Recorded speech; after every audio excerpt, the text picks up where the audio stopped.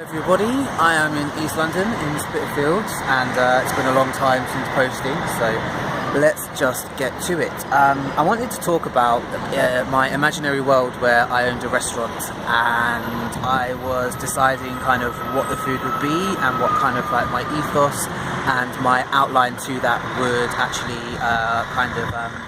come together as. So I hope you can hear me with the traffic going by. First of all, I wanted to talk about like sugars. Often there's a lot of labelling that talks about, oh, this is sugar free, this doesn't have any sugar in it, yada yada, and quite often it's not true. Sugar's quite a complicated matter because it depends how it's actually going to be packaged up inside a product. The sugar in a banana is going to be very different to a packet of white sugar beet refined sugar. And the biggest difference is going to be how quickly it spikes your blood sugar, which is basically when your blood sugar spikes. I don't know if people are kind of aware of the feeling of what they feel like when they're eating these things, but it's a sugar rush, and it can be really enjoyable. I love eating sugar, but I think that we have to start being a bit more honest in the food industry about where and when we're using sugar and just labelling it as such. I know it's maple syrup, I know you didn't refine it, but it's sugar and it's delicious. So we're going to add it where it's going to add flavour.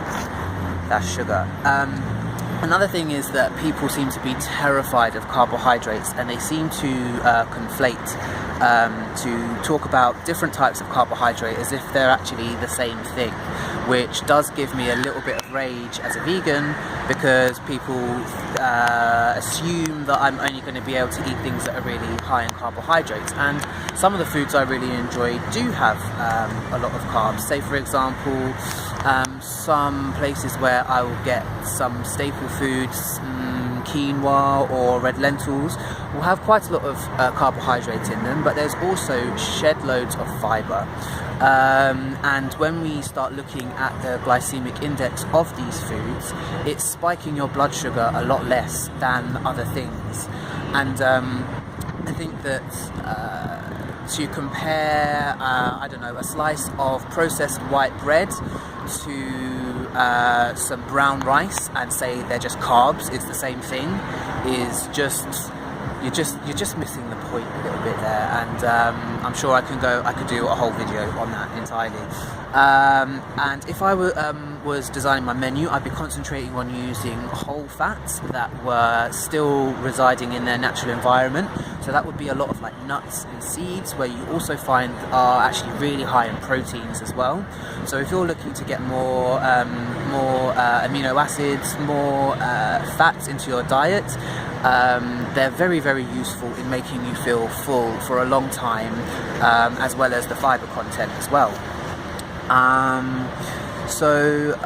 I've already spoken about that. Now, with your nuts and seeds, I think one of the biggest thumbs up on the paleo diet was kind of pointing out to people that a lot of nuts and seeds, as delicious as they are, they don't really want to be eaten. They are trying to turn themselves into another plant or tree. And it takes a little while it takes a little bit of effort to take away the chemicals which would otherwise prevent me as an animal from absorbing those nutrients. Now these things are really, really simple, and with certain products are just super effective. Say for example, soaking your oats or your quinoa or your legumes before cooking them can really, really dramatically reduce these chemicals which get grouped together and called anti-nutrients, because they prevent all of the things that your body wants from taking in those items, those nutrients, because they've been bound to by these anti-nutrients. But effectively, by tricking the nut or seed into thinking that it's growing by soaking it, basically gets rid of those things and allows me to eat it and take in all the nutrients. Sorry, nuts and seeds. There are other ways to reduce these things, by roasting things or blanching. So if you're going to buy some almonds, buy some blanched ones. Most of the anti-nutrients are in that brown skin around the edge. And there are also certain vitamins which are only soluble inside fats. So if you eat a ton of spinach but don't eat any fat with it, you're not really taking in all of the nutrition, unfortunately for you. But on the plus side, you can add in lots of coconut oil, you could add an avocado, and then suddenly you're getting much more, a much wider nutritional profile, not just the fibre.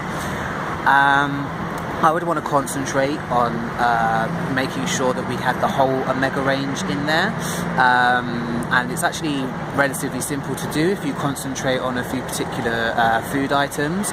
There'd definitely be some hemp hearts, which are the centre of the seeds, which are delicious, and you can make a Parmesan cheese out of.